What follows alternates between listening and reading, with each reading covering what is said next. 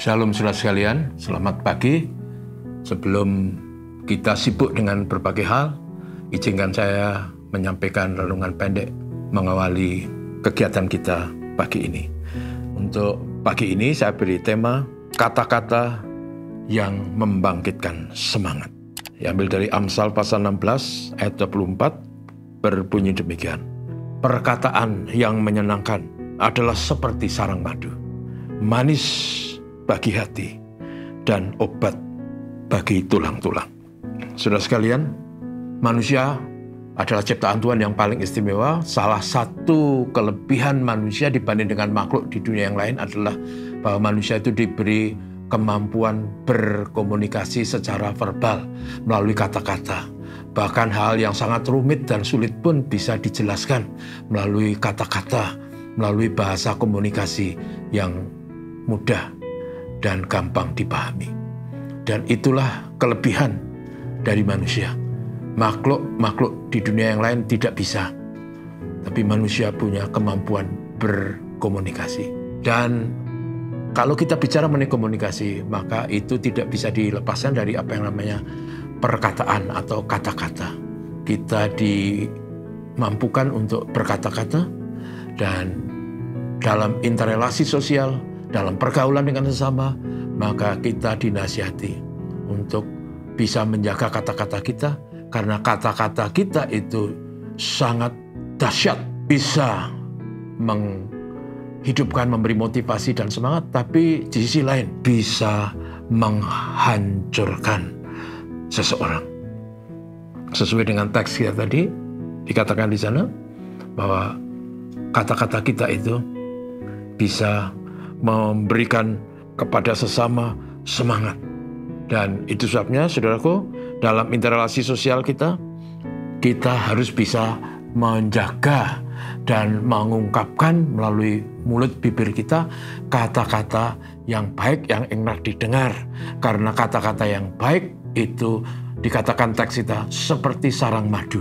Sarang madu yang tentu saja sangat manis dan menyegarkan. Pada zaman dahulu, pada waktu Alkitab ini ditulis, belum ada pabrik gula, belum ada pemanis buatan.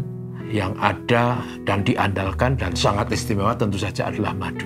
Karena itu ungkapan yang dipakai adalah sarang madu. Kata-kata yang baik itu bagaikan sarang madu yang memberi semangat dan kekuatan, memberi gairah kepada kehidupan. Sebaliknya kalau kata-kata tidak baik, kata-kata itu bisa menghancurkan. Katakanlah ada seorang yang sedang mengalami kepahitan hidup, mengalami depresi, frustrasi, merana dalam situasi kehidupan yang seolah-olah tidak berdaya. Seperti digambarkan tadi, tulang-tulangnya sakit. Tapi kemudian ada seorang sahabat yang datang. Dan kemudian dengan kasih dan empati, sahabat itu berbicara, menyampaikan hal yang memotivasi, yang mendorong dan menghiburkan, yang memberi semangat kepada orang yang depresi proses itu. Sehingga kata-kata itu menyembuhkan depresi, frustrasi, bukan oleh karena obat manjur, bukan karena obat paten yang mahal harganya, tetapi kata-kata dari seorang sahabat yang enak didengar, yang memberi gairah, yang tidak menghakimi, yang tidak mencela, yang tidak menghina sesama. Itu sebabnya, saudaraku, dalam hidup ini kita harus menjaga kata-kata kita. Yakobus berkata bahwa tidak mudah menjinakkan lidah.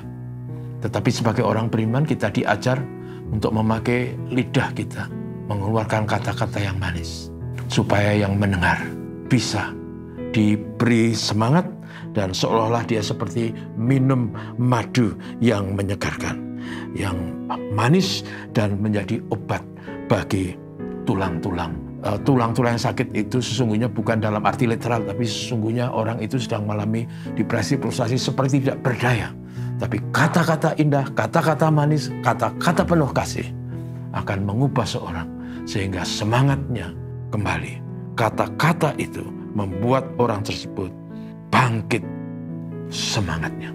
Semoga kita bisa dipakai Tuhan dan bisa menggunakan kata-kata kita untuk membangkitkan semangat dan memberkati orang lain. Amin. Mari kita berdoa. Terpujilah namamu Tuhan Bapa Surgawi. Kami bersyukur pada pagi ini kami dinasihati supaya dalam hidup kami selalu bisa memakai kata-kata yang manis, yang membangkitkan semangat, yang menyembuhkan tulang-tulang. Berkat Tuhan kami mohon untuk hidup kami, untuk gereja Tuhan, dan untuk negeri kami. Berkatilah Indonesia. Terpujilah namamu Tuhan Bapa Surgawi. Terima kasih. Haleluya.